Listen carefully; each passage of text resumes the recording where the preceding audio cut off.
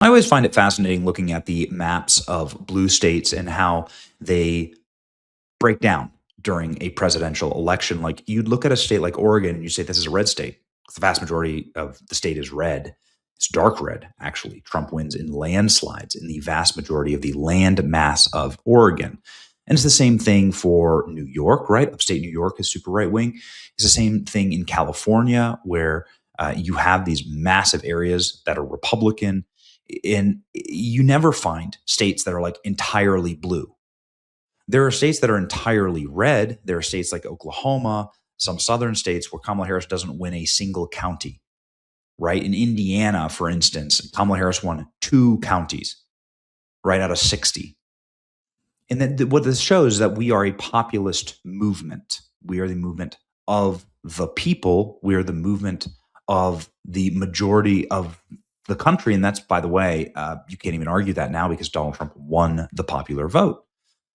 And he won it because actually Kamala Harris didn't win states like Oregon, which are automatically just counted. Bing, we got Portland, we got Eugene. So those areas are going to vote for leftists. These are where libtards live. Like Kamala Harris won by 300,000 votes. You can find 300,000 votes in other parts of Oregon. Like if Republicans played to win, you could win Oregon. You could flip Oregon. And that's what's actually happening right now. It's very interesting to see. Meanwhile, in the South, Donald Trump wins states like Tennessee, which some people are like, Nashville's very liberal. Donald Trump wins by 30 points. Kamala Harris wins here by 13. And, Oregon is considered a hard blue state. So Democrats win by these very thin margins. And Republicans win in these dominating landslides throughout the country. And it's because we are a actual populist movement. And Democrats, if they didn't have people packed in living like rats in these godforsaken centers like Chicago and New York and San Francisco and Los Angeles, then they wouldn't be able to stand as a party. Then every single state would flip. And of course, this is what you've seen in like Nixon's elections and Reagan's elections. And could you see it in Oregon? I mean, Oregon is winnable by a Republican. This is Chris Dudley. Chris Dudley is running in Oregon. He's running as a Republican. He is a Portland Trailblazer superstar. He played for the Portland Trailblazers, up until 2002. So people know him, remember him, love him. And now he's saying, I'm going to work for you. And something remarkable has happened. Chris Dudley is now leading race for the governor of Oregon. Could Oregon elect a Republican? He is up 48-44. Former NBA star and Republican Chris Dudley is crushing it. He's now leading radical Democrat Tina Kotek in the Oregon's governor's race. Oregon desperately needs a Republican governor. The state has turned to S under Kotek. So we just went to Portland again a couple months ago, and Portland it was amazing. Even just going into the airport, there were people with MAGA hats. Like Oregon has a hardcore MAGA. Actually, the most hardcore, if you're watching this and you're a Republican in a blue state, you're probably way more hardcore than Republicans in Florida or like Texas. So the Republicans that exist inside of these blue states, they really have something to fight against. So when I got into Portland, there were bros with MAGA hats on there. They were there were people there to meet me. There was like such a strong contingency of America First patriots. It's really, really cool. And this is why a guy like this can totally win. I mean, nobody votes for a failure. You're seeing this happen with Spencer Pratt in Los Angeles right now. Okay, let's go ahead and watch his ad. What does he have to say? Paid for by Dudley for Oregon. Pack ID 24693. 16 years in the NBA.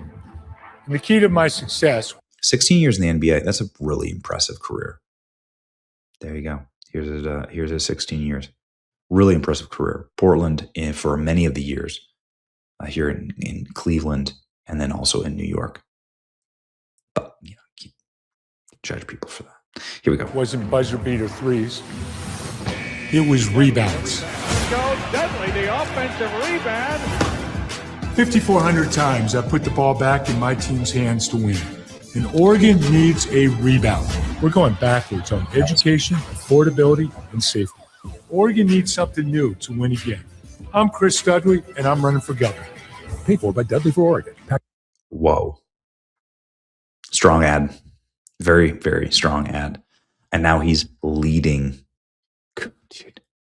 Seriously, I mean, could you imagine? Flip Oregon red. No more men in women's sports. Hoffman Research says that he's going to win. Chris Dudley would be a great governor. Name recognition is very, very high. He has always been well-liked in Oregon.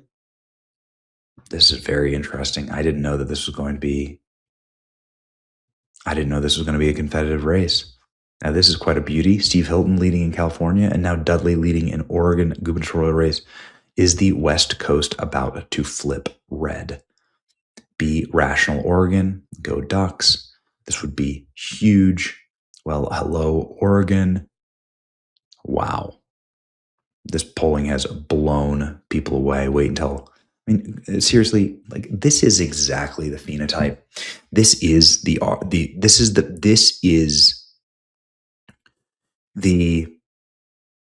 specific phenotype of somebody who's about to destroy your state. This is it. Yeah. This is it.